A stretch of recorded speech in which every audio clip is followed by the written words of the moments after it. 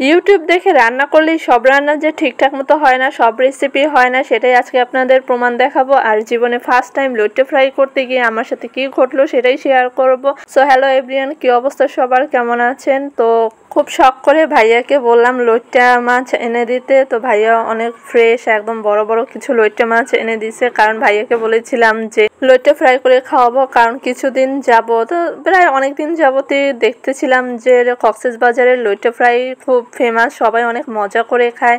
তাছাড়া লইট্টার আরও অনেক রেসিপি আছে, কিন্তু আমার লাইফে আমি কখনো লইট্টা মাছ খাই নাই, আমার বাসায়ও কেউ খায় নাই, জীবনে ফার্স্ট টাইম। তো মাছগুলো প্রথমে হচ্ছে কেটে ধুয়ে পরিষ্কার করে নিয়েছি। তারপর যে হচ্ছে রেসিপিগুলো আমি দেখেছি, কয়েকটা রেসিপি দেখছি 7-8টা, তো সেখান থেকে দেখলাম এরকম ছোট ছোট টুকরা করে নেয়, তো আমিও টুকরো করে নিলাম।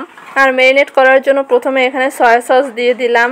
আমি আসলে অনেকগুলো রেসিপি দেখেছি, তো সেখান থেকে নিজের মতো করে নিয়ে মেরিনেটটা করলাম। আর এখানে হচ্ছে এই যে আদা রসুন বাটা দিয়ে দিলাম, আর দিয়ে দিলাম অল্প একটু লবণ, যেহেতু এটা সামুদ্রিক মাছ, মাছই একটু লবণ দেয়া থাকে, আর সয়া সসেও লবণ থাকে, তো লবণটা একটু কম দিলাম।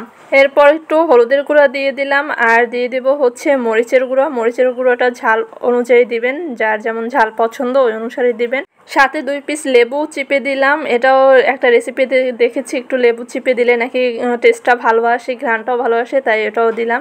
এরপর আমি হচ্ছে ভালো করে এটা মাখিয়ে নিলাম।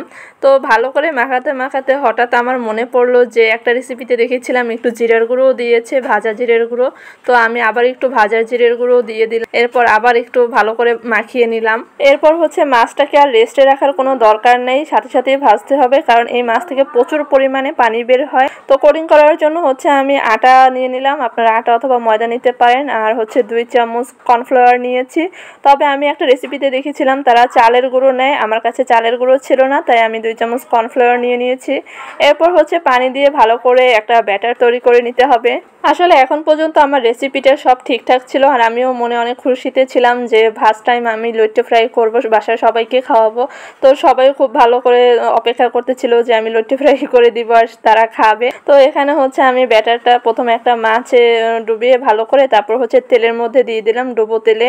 তো এখান থেকে হচ্ছে বিপত্তিটা শুরু হলো, মানে মাছ থেকে এত পরিমাণে পানি বের হইতেছিল, মানে তেল পুরো ছিটতেছিল, কোনো প্রকার আমি ভাজতে পারতেছিলাম না। তাও ভাগ্য ভালো যে 1 পিস দিয়েছিলাম পরীক্ষা করার জন্য। এরপর হচ্ছে আমি যে ব্যাটারটা গড়িয়েছিলাম ওটা মাছের মধ্যে দিয়ে একবারে হচ্ছে ভেজে উঠাবো, এভাবে একটা পরিকল্পনা করেছিলাম। কিন্তু দেখেন অবস্থা, যেই মাছগুলো হচ্ছে আমি ডুবো তেলে দিয়েছি, মাছগুলো ভেঙে চুরে, এই মাছ যে এত পরিমাণে নরম আমি আগে জানতাম না, আমি এই ফার্স্ট টাইম দেখলাম। আসলে আমার পুরো রেসিপিটাই বিফলে চলে গেল। তো ব্যাপার না, আপনারা কে কীভাবে লইট্টা ফ্রাই করে খান আমাকে অবশ্যই জানাবেন, আর আমার পেজে লাইক কমেন্ট দিয়ে পাশে থাকবেন।